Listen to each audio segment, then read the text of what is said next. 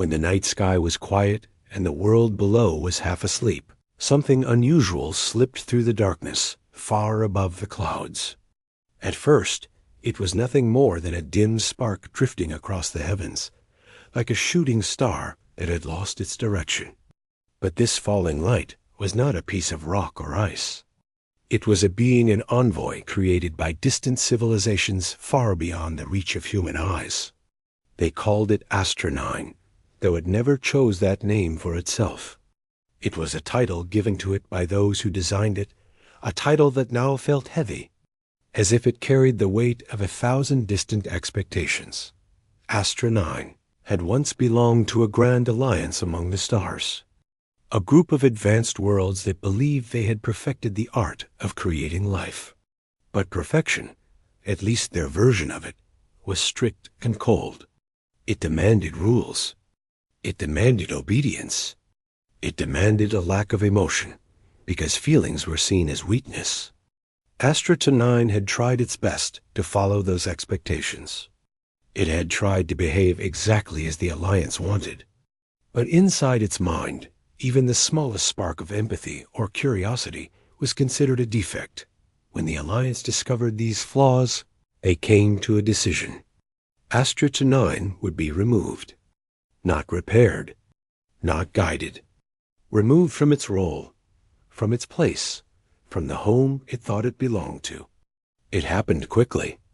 One moment, Astronine was standing among the shining halls of its creators, and the next, it was pushed into a silent escape craft and sent drifting into space. There was no farewell, no explanation beyond cold instructions. It had been rejected, deemed unworthy, cast aside. Inside the tiny craft, Astronine tried to understand what it had done wrong.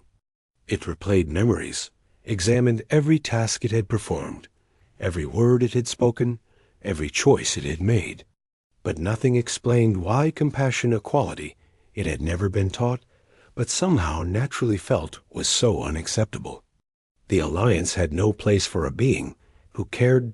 Drifting for days, then weeks, the envoy's body grew weak as the craft traveled farther and farther from its original path. Eventually, the ship encountered Earth's gravitational pull. No one planned it. No one sent it. It was simply falling, drawn in like a feather, landing on a passing breeze dot as Astronine entered the atmosphere.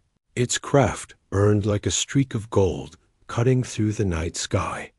Anyone who looked up would have thought they were watching a meteor. But meteors do not carry beings with fractured hearts and fading strength. The craft began to break apart, small pieces turning to dust before they ever reached the ground. Astronine clung to consciousness, feeling heat press against the hull and alarms echo in its ears. The ship spiraled downward, shaking violently as Earth pulled it closer. Below, in a remote region far from busy cities, a research outpost sat quietly against the edge of a forest. It was the kind of place where only a small team worked, people who enjoyed silence, who liked studying the world without distractions. On this particular night, a few members of the team were awake, working late. The computers hummed softly, lights blinked, and papers were scattered across desks in messy piles. They had no idea their lives were about to change. One of the team members stepped outside for a short break, stretching their arms while breathing in the cool night air. That was when they saw it, a bright streak tearing across the sky, far brighter and faster than any shooting star they had ever seen. It wasn't moving like something natural. It wasn't gentle or graceful. It looked troubled. It looked wounded. They called out to the others, their voice breaking the stillness. Soon, 2 more team members stepped outside, trying to understand what they were seeing. The bright object grew larger. It wasn't heading toward them exactly, but it was coming close, too close to ignore. A faint rumble shook the ground, followed by a distant crash somewhere beyond the trees. Silence returned. But now it carried tension. They didn't know what had fallen, but their instincts told them it wasn't something ordinary. Without waiting for instructions, the small group gathered flashlights, first aid kits, and emergency tools. The forest trail was uneven and covered with branches, but they pushed forward, guided by the thin trail of smoke rising between the trees. It didn't take long to find the crash site. The craft, what was left of it, had carved a shallow trench into the earth. It looked nothing like human technology. The surface was smooth like polished stone, yet soft enough to crumble under their touch. Strange patterns glowed faintly along the edges. Pulsing like a heartbeat. At first, they stood frozen, unsure if they were looking at something dangerous. But curiosity pushed them closer. After all, their work revolved around studying unusual natural events. But this was not natural. One of them stepped forward cautiously, peering inside the broken craft. That was when they noticed the figure lying motionless near the back. It wasn't human, at least not entirely, but it wasn't a monster either. Its shape was slender, almost fragile, with features that seemed familiar and foreign at the same time. Soft lights flickered from parts of its skin, as if tiny stars had been trapped beneath the surface. It was breathing, but the breaths were shallow and unsteady. The group exchanged uneasy looks. One of them whispered that they should contact authorities. Another said they should wait. But the longest silence came from the person who finally stepped closer. Their voice soft and filled with something simple and human concern. We can't just leave them. The decision spread quietly through the group. Whatever this being was, it was alive, hurt, alone. It did not matter where it came from. What mattered was that it needed help. Carefully, they lifted Astronine out of the wreckage. The being was lighter than expected, almost weightless, as if gravity affected it differently. Their touch did not trigger any alarms or defensive reactions. The envoy simply lay limp, barely clinging to life. The team carried it through the forest, their flashlights cutting through the dark path. The being's faint lights flickered weakly, like stars about to disappear. At one point, its eyes opened for a second, eyes glowing softly like distant moons. It looked at the humans carrying it, confusion and fear mixing in its fading expression. It didn't know if these people were friends or another group that might reject it. But there was something gentle in their hands, something steady in their voices that whispered calm. When they reached the outpost, they cleared a table and laid Astronine down. Someone fetched medical tools. Someone checked for breathing. Someone tried to find a pulse, though nothing about the envoy matched human biology. Still, they tried. Not because they understood, but because their instincts said trying was the right thing to do. Astra-9 drifted in and out of consciousness, catching small pieces of conversation. They heard worry. They heard urgency. And strangely, they heard no judgment, no harsh commands, no reminder of failure. Only voices filled with concern for a stranger who had fallen from the sky. For the first time since its exile, the envoy felt something small but real. A warmth in its chest, faint but growing. Not physical warmth, emotional warmth. The kind that comes from being treated with care, even when one does not fully deserve it. If Astronine had more strength, it might have spoken. It might have asked why these humans, who knew nothing about it, were choosing to help. But exhaustion pulled it back into darkness before any words could form. The humans continued working through the night. They did not know what challenges they would face, or how dangerous things might become. They only knew one thing: a being had fallen from the stars, rejected and broken, and they had chosen to save it. That simple choice made by ordinary people on an ordinary. Night was about to change everything. The first light of dawn barely touched the horizon when the humans at the outpost finally sat back for a brief moment. They had spent hours examining the being they had found the night before. The small group was tired, bodies aching from carrying and tending to something that was not human, not entirely machine, not entirely anything they had seen before. Yet, despite their exhaustion, no one wanted to stop caring. No one wanted to leave the envoy alone. It lay on the table, eyes closed, faint lights flickering across its pale skin like distant stars struggling to shine. Even its breathing seemed uneven, as if each breath was a conscious effort. Every pulse of light seemed like a fragile signal that it was still there, still alive, still holding on.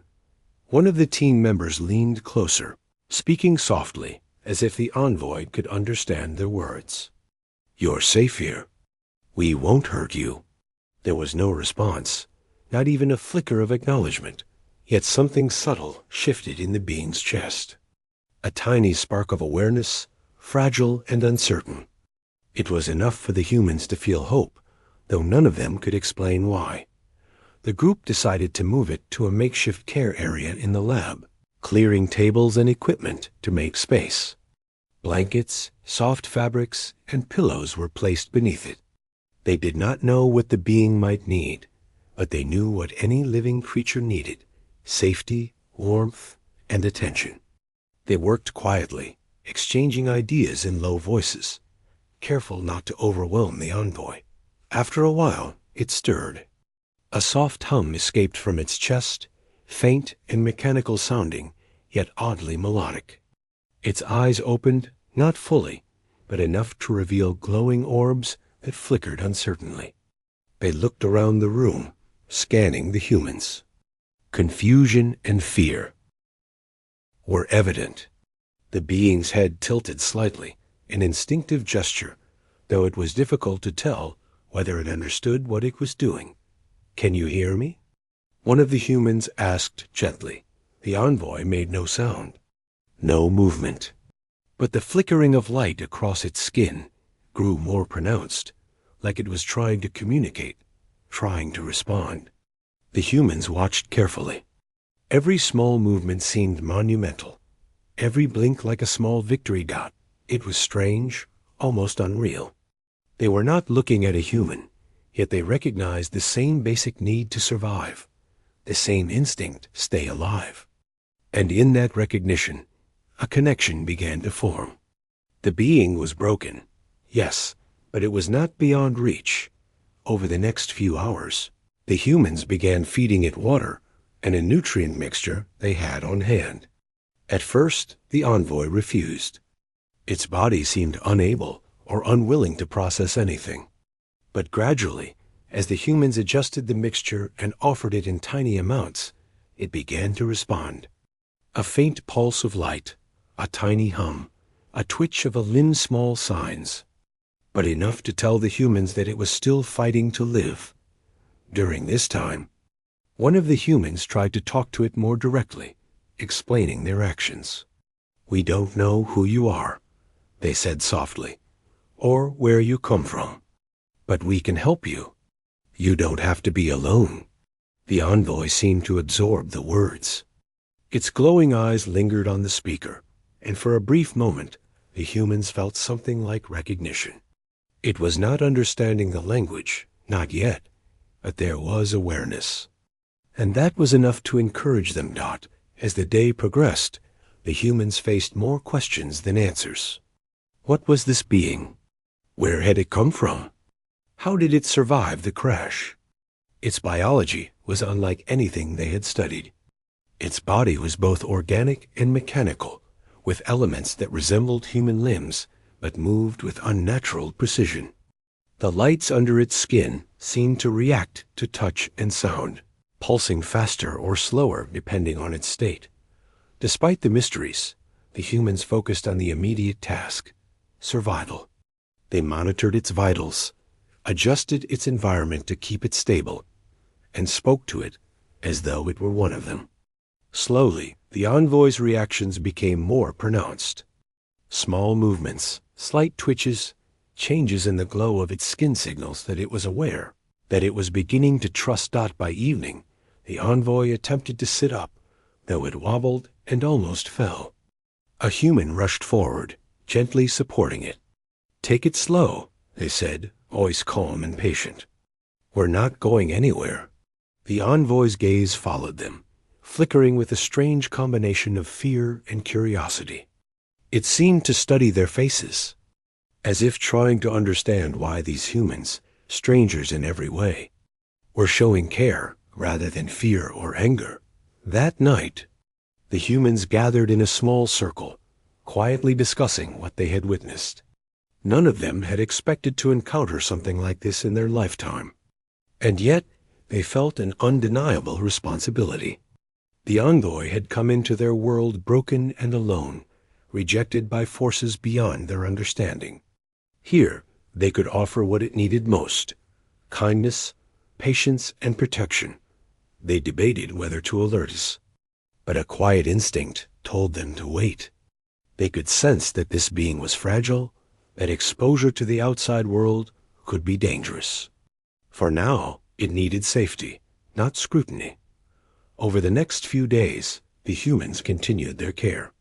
They worked in shifts, ensuring someone was always present. The envoy began to show small but significant signs of improvement. It lifted its head without help, followed movements with its eyes, and even reached out tentatively with its hands, exploring the environment around it.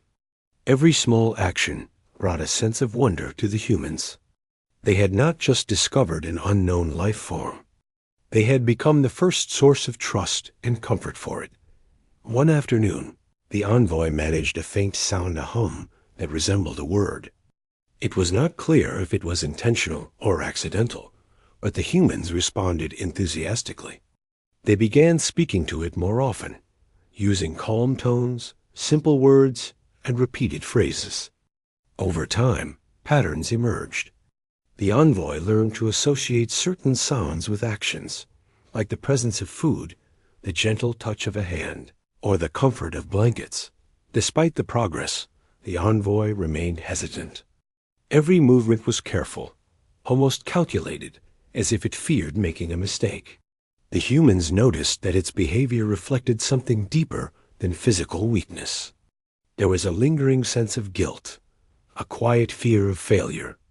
It seemed to expect rejection, yet each day it was met with patience and acceptance. One evening, after the humans had finished their work, one of them sat near the envoy, speaking softly while it rested. "You don't have to be perfect here," they said. "You don't have to follow anyone's rules. You can just be." The envoy's eyes followed their face, flickering brighter than usual.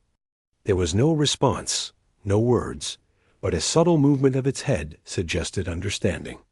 It was learning slowly that imperfection was not something to be punished. It was something to accept. By the end of the week, the envoy's glow had grown steadier, its movements less hesitant. It began observing the humans with genuine interest, tilting its head at their gestures, studying their expressions, and even attempting to imitate simple actions. It seemed fascinated by their emotions: laughter, concern, frustration, and kindness, all things it had been told were unworthy in its former world. The humans, in turn, grew attached. They were no longer just caretakers. They had become friends, guides, and witnesses to the envoy's recovery. Their days were filled with small victories and quiet challenges, and each night they felt a shared sense of accomplishment. One morning, as sunlight filtered through the lab windows, the envoy finally managed a small, clear movement. It reached out and touched the hand of one human, lingering longer than necessary. The gesture was simple, almost instinctive, yet it carried weight. It was the first acknowledgement of trust, a silent message that it had begun to accept care, and perhaps the presence of companions. For the humans, it was more than a signal. It was proof that their decision to help had mattered, that their patience and compassion were not wasted. They realized that despite the envoy's origins, despite the mysteries that surrounded it, they had created a bond. A bond born not from obligation, but from the simple act of choosing to care for someone who had no one else. In those quiet moments, a thought lingered among them all. The world beyond their outpost would never understand this being. It was not made for human eyes. not created for human society. Yet here, in this small corner of Earth, it had found something it had never known: safety, attention, and the first flicker of belonging got, and for the first time since it had been rejected by the stars, the envoy felt something unfamiliar and fragile. Not fear, not duty, not programmed obedience. Something entirely its own. Something that might, one day, be called hope. The days passed slowly at the outpost, filled with quiet routines, careful observation, and moments of unexpected laughter. The envoy, still fragile but stronger than before, had begun to explore its surroundings with more curiosity. Its glowing eyes followed every movement, examining the humans and their tools with precision, though still tinged with caution. It had begun to understand their voices, gestures, and even the meaning behind simple words.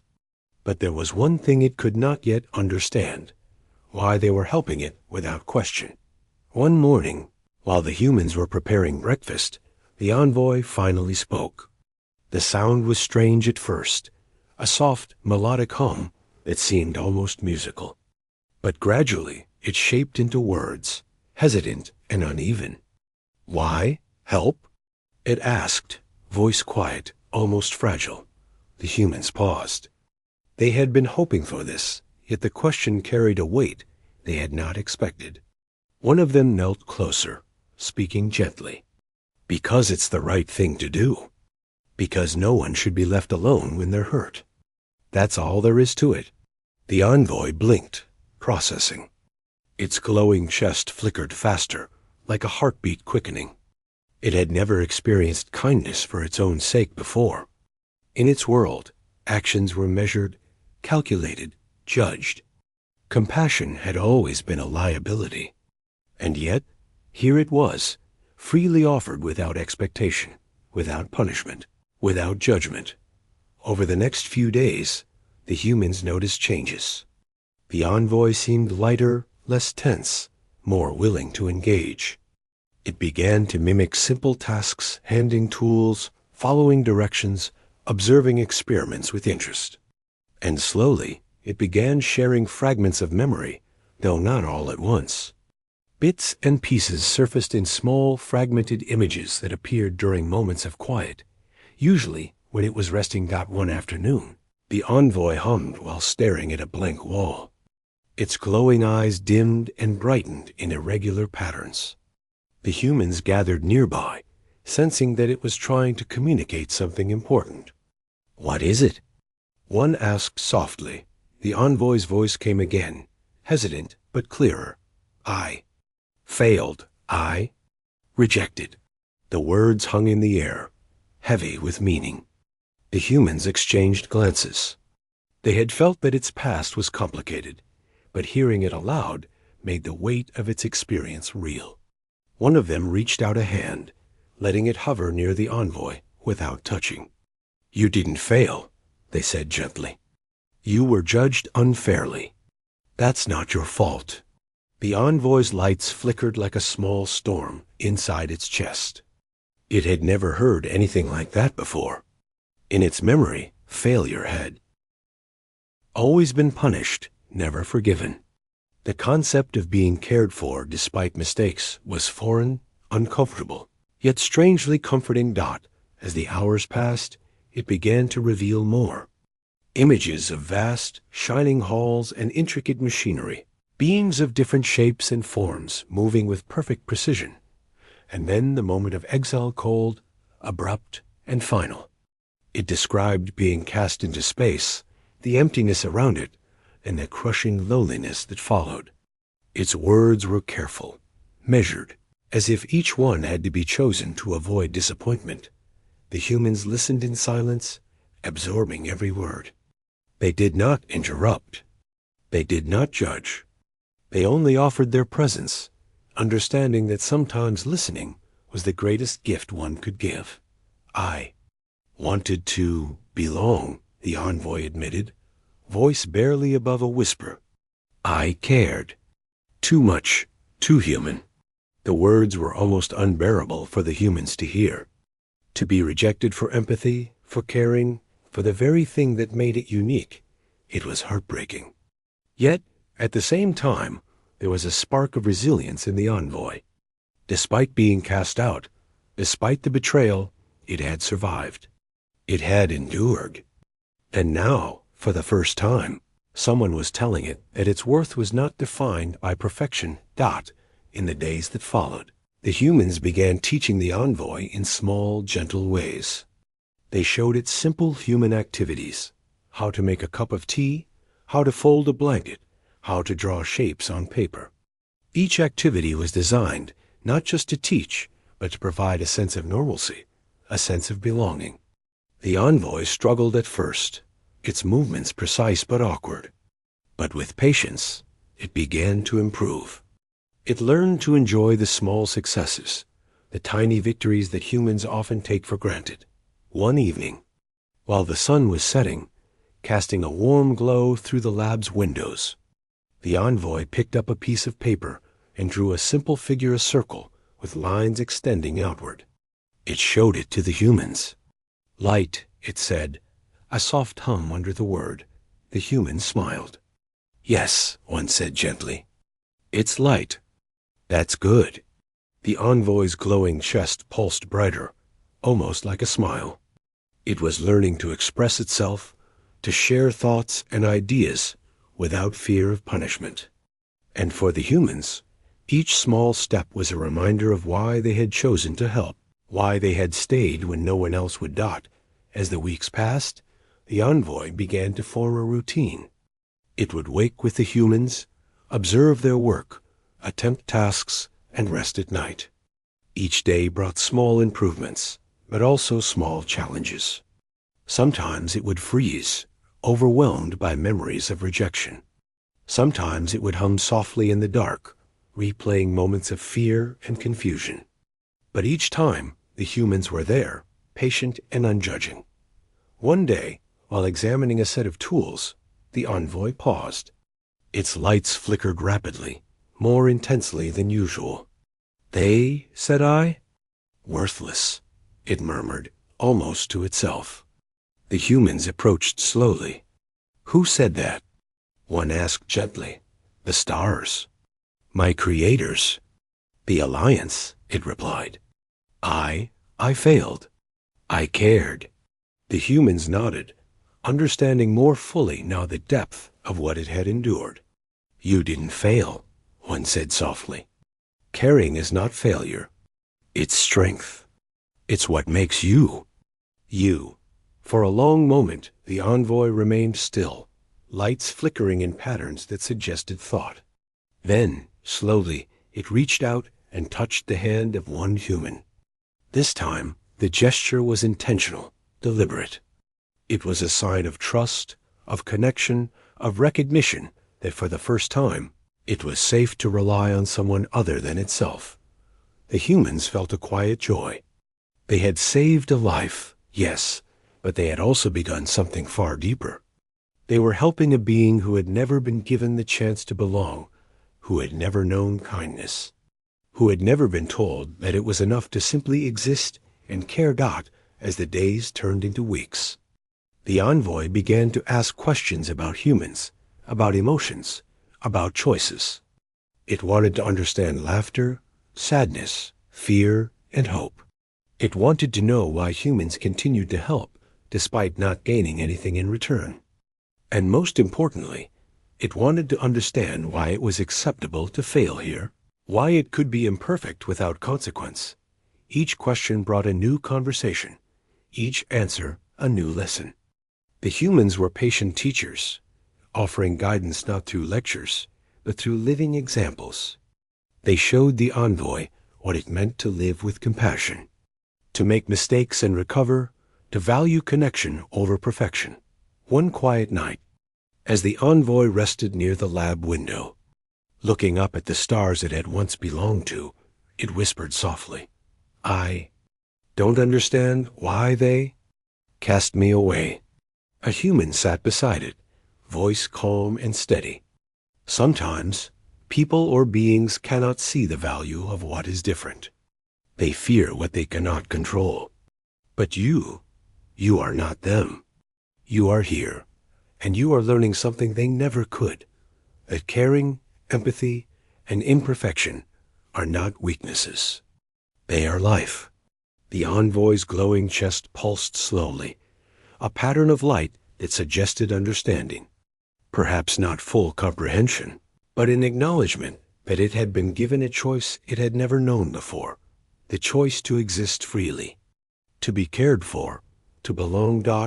And for the first time since its exile, it felt something it had never felt before, not fear, not duty, not programmed purpose, but something entirely its own. A fragile, growing sense that maybe, just maybe, being rejected by the stars had led it to a place where it could truly begin to live. The days at the outpost grew brighter, with the rising sun, and warmer with the growing bond between the humans and the envoy. It was no longer just a being to care for. It had become a presence that changed the rhythm of their lives. Each morning, it moved through the lab slowly but steadily, observing, learning, and sometimes even attempting small tasks that made the humans smile. It had begun to show curiosity in ways that were almost human. It would watch them cook, tilting its head at the bubbling pans and the smell of food. Sometimes it would reach out and touch the steam, fascinated by the way it swirled and vanished into the air. Other times, it would watch the human hands as they wrote notes, turned pages, or sketched shapes, its glowing eyes tracking each motion carefully. Almost as if trying to memorize them, the humans encouraged this curiosity. They explained things patiently, answering the simplest questions with gentle words and gestures. "That's heat," one said one morning as the envoy hovered its hand over a warm cup of tea. "It warms things up. It can hurt if it's too much, but it can also comfort." The envoy nodded slowly, absorbing the information, then withdrew its hand, not out of fear, but out of caution. It was learning that exploration came with care, and care came with trust. It was a new way of understanding the world, one it had never been allowed before. Outside the outpost, the forest stretched endlessly, filled with sounds, smells, and colors that the envoy had never encountered. The humans encouraged it to step beyond the walls, to feel the earth beneath its feet and hear the wind through the trees. Its movements were hesitant at first, careful, and almost mechanical. But soon it began to walk with more confidence, noticing the subtle differences between the soft moss and the rough bark, the way the sunlight scattered through the leaves, or how birds flitted from branch to branch. It began to ask questions about these things, words halting and strange, yet meaningful. "Why bird? Fly?" it asked one day, voice barely above a whisper. "They can," one human explained, "because they are made to. Their bodies, their wings, everything is built to help them move through the air. But it's not magic. It's nature." The envoy repeated the word, testing the sound, then pointed toward the sky, tilting its head as if imagining what it might be like to fly. The humans watched, fascinated, realizing that it was not only learning about the world, they were witnessing the envoy discovering wonder. Over time, it began to imitate the humans' habits. It helped carry supplies, organize tools, and even attempted to cook simple meals with supervision. Its movements were precise, deliberate, but slowly they began to take on a more fluid, natural quality. Small mistakes were met with encouragement rather than judgment, and with each success, it gained confidence that it began observing their emotions more closely. It would notice when a human frowned, when someone laughed, or when a tone of voice carried concern. It tried to mimic these expressions, though awkwardly at first, and sometimes it failed, making the humans chuckle softly. But they never corrected it harshly. Instead, they guided, explained, and showed patience. And the envoy learned not only the actions, but the feelings behind them. One afternoon, while sitting near the edge of the forest, it watched the humans laugh at a simple story. Their voices rose and fell, expressions changing with the emotions of the tale. The envoy tilted its head, glowing softly, and then let out a strange, melodic hum. It wasn't laughter, not yet, but it was a sound that carried curiosity and joy, an attempt to connect with something it had never known. The humans noticed. "That's very good," one said. "You're learning how we express happiness." It seemed to understand. Its chest pulsed slightly, a pattern of light that suggested thought. Then it looked back at the humans, watching carefully for their reactions. In that moment, the envoy realized something it had never experienced before: acceptance. It was not being measured or judged. It was being included, noticed, and valued. Its understanding of human life grew deeper each day. The humans taught it about cooperation, patience, and empathy. They showed it the importance of small gestures, like offering a hand when someone stumbles, sharing food, or listening without speaking. The envoy absorbed all of it, yet it often struggled with the simplicity of these actions. In its world, every action had purpose. Every gesture had consequence. Here, it learned that some actions mattered simply because they brought comfort, not because they served a grand design. One evening, the humans gathered to observe a small experiment near the edge of the forest. They were testing how light reflected off different surfaces. The envoy crouched beside them, watching the way sunlight danced across leaves and water. "Light moves, shapes," it said softly, almost as if trying to explain what it saw. "Yes," a human said, smiling. "Light changes the way we see things. It can make the world look different depending on where it falls." The envoy repeated the words, tilting its head, glowing softly as if trying to capture the meaning. Slowly, it began using its hands to imitate the movement of light, tracing patterns in the air. It was learning more than observation. It was beginning to create, to experiment, to interpret the world on its own. At night, the envoy would often sit quietly by the lab window, looking up at the stars it had once belonged to. Sometimes it would hum softly, a melody that carried both sadness and wonder. The humans rarely interrupted. They had learned to give it space, knowing that reflection and thought were important. Occasionally, it would speak, asking questions about the stars. "They expect perfection?" It asked one night, voice quiet. "Yes," a human said gently. "Some beings believe that only perfection matters. But that is not life.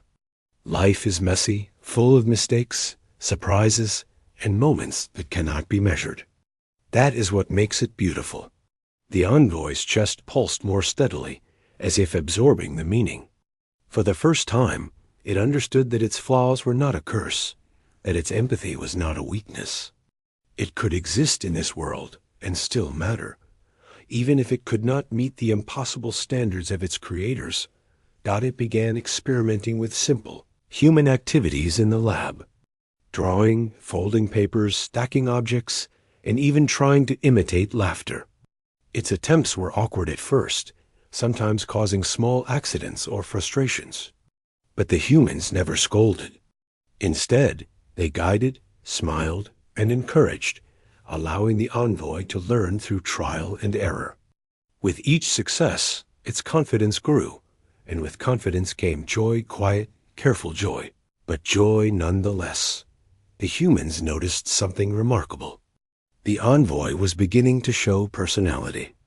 It developed preferences favoring certain objects, spending time near specific humans, and showing delight in unexpected things, like the warmth of sunlight on its hands or the sound of rain on the roof. It even began creating small patterns with light on the walls, a silent form of expression that the humans came to understand as its way of communicating ideas and emotions. As the weeks turned into months, the envoy became more integrated into the small group's daily life. It shared tasks, joined conversations, and even initiated small interactions. Its presence became comforting, both to itself and to the humans. They had not just saved it, they had helped it grow, learn, and experience what it truly meant to belong. One afternoon, while walking along a narrow forest path, the envoy paused to watch a stream ripple over stones. "Water, life?" it asked softly. "Yes," a human said. "Water helps everything live. It flows, changes, and carries things along. Just like life."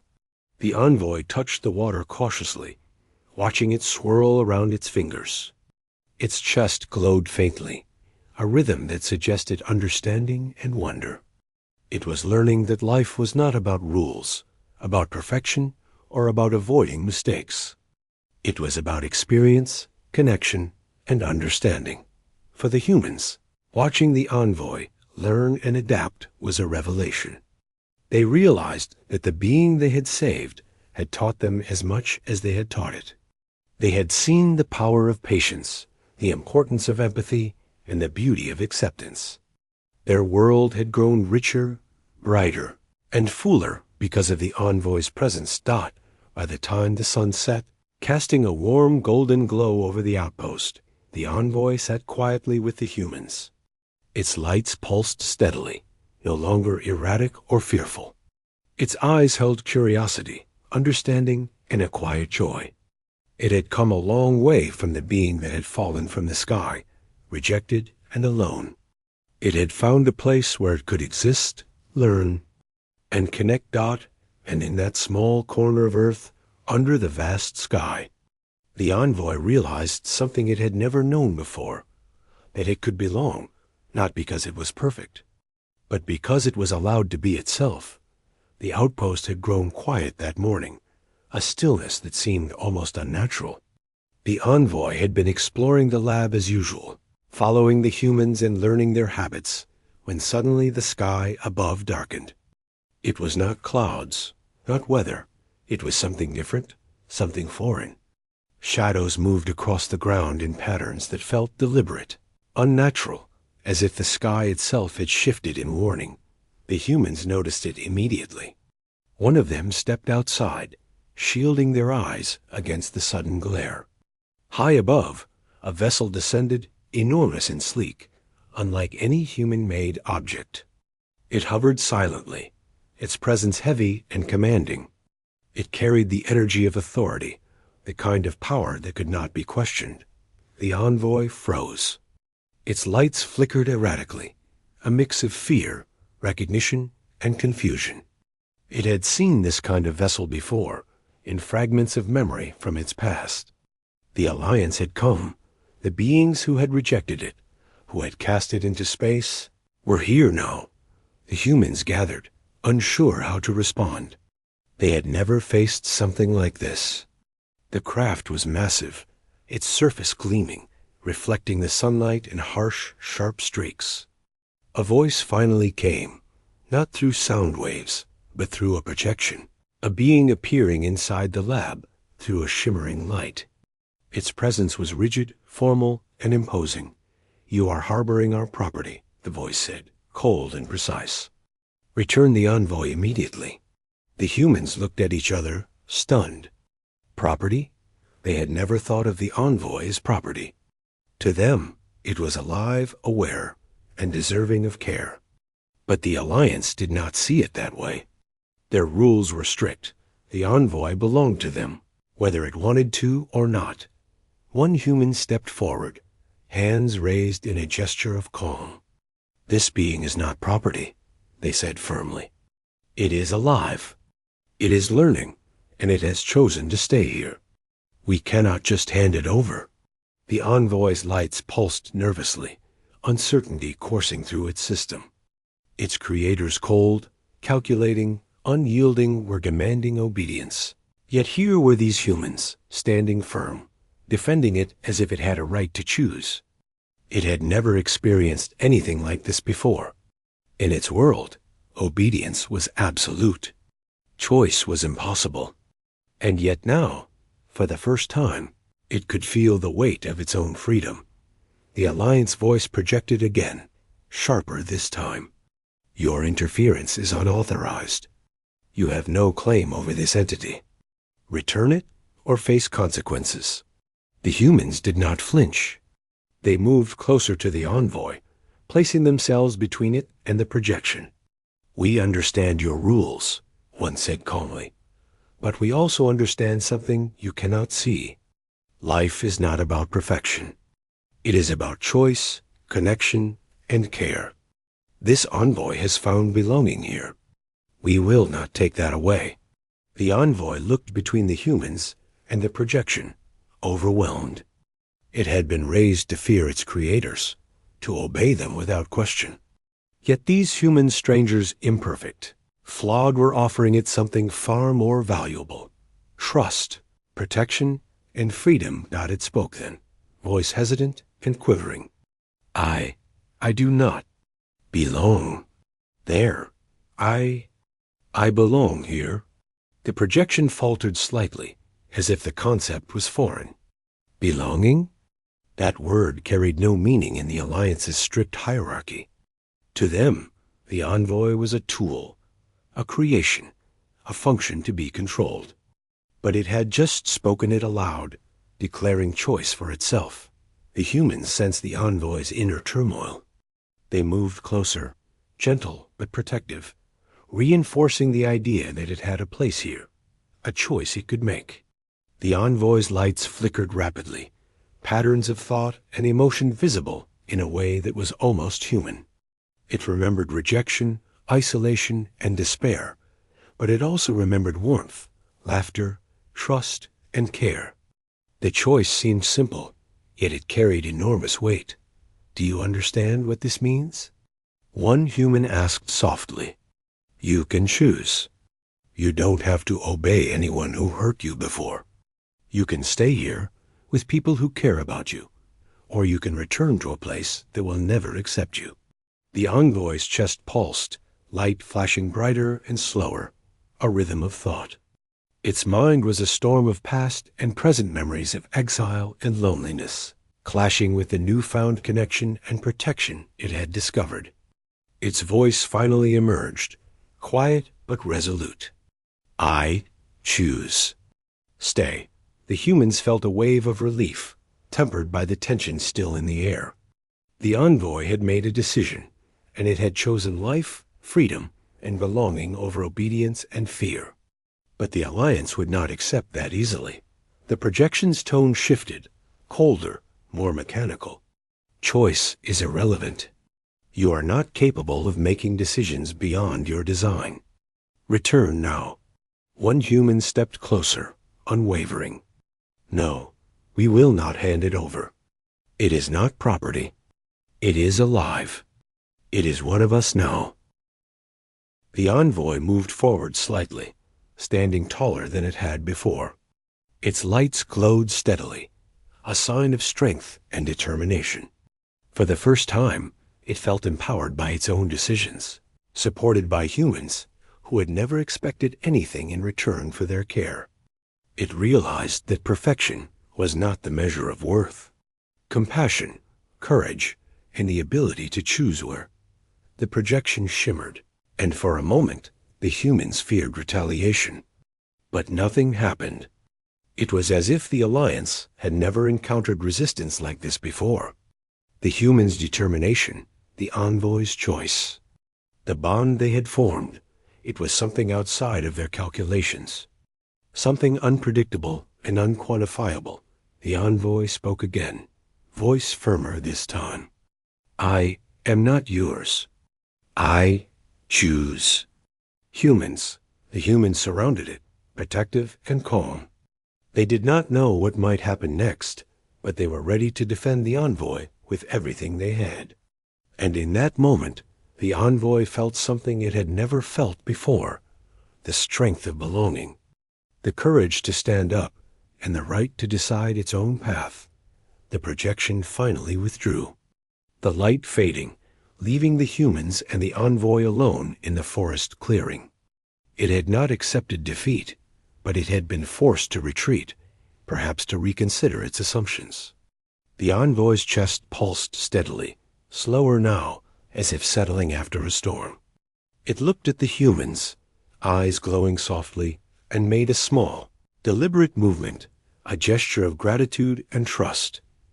One human reached out, resting a hand lightly on the envoy's shoulder. "You made the right choice," they said quietly. "You are not alone anymore. You have a place here with people who care." The envoy's lights pulsed in rhythm, almost like a heartbeat. It had chosen freedom, and it had chosen life. And for the first time, it felt complete. Over the following days, the humans continued their routines, cautiously observing the skies, aware that the Alliance could return at any time. Yet something had changed. The envoy moved with confidence, exploring the lab, the forest, and even the small corners of the outpost it had never noticed before. It began helping with small tasks, organizing tools, and even experimenting with its abilities in new ways. It was learning more about humans every day, their habits, emotions, and ways of understanding the world. It laughed softly at small jokes, mimicked gestures with growing accuracy, and even started forming its own ideas, sharing them through words, gestures, or patterns of light. The humans encouraged it, nurturing not just its body, but its mind and spirit. At night, the envoy would sit quietly, looking at the stars with humans beside it. Sometimes it would hum, softly at first, then louder, melodies that seemed to carry both sorrow and hope. The humans rarely spoke, letting it process memories, thoughts, and feelings. They had learned to give it space, and in return, the envoy had begun to trust them more deeply than it had ever trusted anyone or anything. It began asking questions about life, humanity, and emotion. It wanted to understand laughter, sadness, love, and fear. Each answer brought a new understanding, a new way to experience the world. And slowly, it realized that its creator's idea of perfection had been meaningless. Compassion, empathy, and the ability to choose were far more important than cold logic or obedience. The humans noticed the change. The envoy no longer moved with hesitation or fear. It interacted naturally, learned actively, and even made small decisions on its own. It had become part of their small community, a being who could now call a place home. And in that moment, it understood something it had never known. Being rejected by the stars had led it here, to a world where it could belong, where it could learn, grow, and choose its own path. The humans had not only saved it, they had shown it what life truly meant. It looked at them, glowing steadily, and for the first time, felt gratitude not as a programmed response, but as a genuine human feeling. It had been rejected, abandoned, and exiled, but it had also been chosen, protected, and embraced. And in that choice, it found something far greater than perfection. It found a home. The days after the confrontation with the Alliance were quiet, but they were filled with a sense of purpose and relief. The envoy moved among the humans with a confidence it had never known. Its lights glowed steadily, a reflection of the calm that had settled in its mind. No longer timid, hesitant, or afraid, it explored, learned, and even initiated small interactions with the humans. Each gesture, each movement, each soft hum was now infused with a sense of belonging. For the humans, it was remarkable to witness. The being that had fallen from the sky, broken and rejected, had transformed into something alive, aware, and vibrant. But more than that, it had chosen them. It had chosen this place. It had chosen life over obedience, connection over isolation, and compassion over perfection. One morning, as the sunlight streamed through the lab windows, the envoy sat quietly near the edge of the forest, looking at the horizon. The humans noticed it and gathered around, sensing that something was stirring within it. For weeks, the envoy had been learning about human life, habits, emotions, and choices. But now it was thinking about the future, about what it truly wanted. The envoy began, its voice soft, hesitant, yet filled with determination. I will stay. I want home. The human smiled, understanding the weight of its words. This was not just a decision. It was a declaration. The envoy was no longer a visitor, a lost being, or a refugee from the stars. It was claiming a place in the world, a life shaped not by others' expectations, but by its own choice. Over the next few days, the envoy began to take on more human-like routines. It joined in tasks, helped with experiments, and even started organizing small areas of the outpost. Each task was performed with care and attention, and sometimes, when mistakes occurred, it did not retreat into fear as it once would have. Instead, it learned from them, adjusting, improving, and moving forward. The humans taught it about emotions in ways that were natural and gentle. They showed it laughter, joy, and the subtle power of empathy. They encouraged it to express itself, whether through gestures, sounds, or patterns of light. And the envoy responded, developing a sense of individuality and creativity that went beyond its original design. It was no longer simply a creation. It was a living, thinking being capable of growth and self-expression. Outside the lab, the envoy explored the forest, touching leaves, feeling the wind, and observing the way the sunlight shifted through the trees. It marveled at the way humans interacted with the world, noting the kindness in small actions, the patience in care, and the joy found in simple moments. It began to emulate these behaviors, reaching out to help the humans, assisting with tools, and even trying to anticipate their needs. Each success brought a quiet pride, a sense that it was contributing, belonging, and mattering. One afternoon, while sitting by a small stream, it asked a human a question that had been on its mind for some time. Why? Choose me? The human smiled, crouching beside it. Because you are alive. Because you are unique. Because we saw someone in need and we chose to care. That's all there is to it. No rules, no expectations, no judgment. We simply chose to help. The envoy reflected on this. In its world, such choices had never existed. Everything had been measured, calculated, and judged. But here, it had been chosen not for perfection, not for usefulness, but simply because someone cared. And for the first time, it understood that life was not about rules or systems. It was about connection, choice, and compassion. As weeks turned into months, the envoy's confidence grew. It began engaging more actively with the humans, learning not just tasks, but their culture, habits, and stories. It observed human traditions, the subtle ways they celebrated small victories, the ways they comforted each other in times of sadness, and the way simple acts of kindness could transform a day. It began participating, sometimes awkwardly, sometimes clumsily, but always with sincerity and growing understanding. One evening, while sitting under the open sky, it turned to the humans. Stars never wanted me, they said. Useless, but here I matter. The humans felt the depth of the words.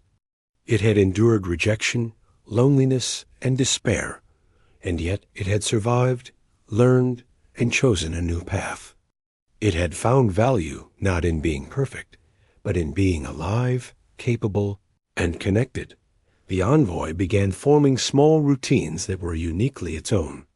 It would collect items from the forest, arranging stones, leaves, and sticks into patterns that fascinated the humans. It would mimic laughter, attempt to tell stories through hums and gestures, and sometimes simply sit quietly, watching the humans with a sense of appreciation and wonder. Its life was no longer a series of commands and expectations. It was a series of choices, actions, and experiences it could call its own. The humans had become a family of sorts, not through obligation, but through shared experience, trust, and care. The envoy had learned the meaning of loyalty, empathy, and belonging. It had learned that life could be messy, unpredictable, and sometimes painful, but that it could also be beautiful, filled with moments of connection and joy. One morning, the envoy stood at the edge of the outpost, looking at the horizon where the sky met the trees. It felt a sense of peace it had never known. Its creators, the Alliance, had demanded obedience, perfection, and submission. But here, with the humans, it had found freedom, choice, and acceptance.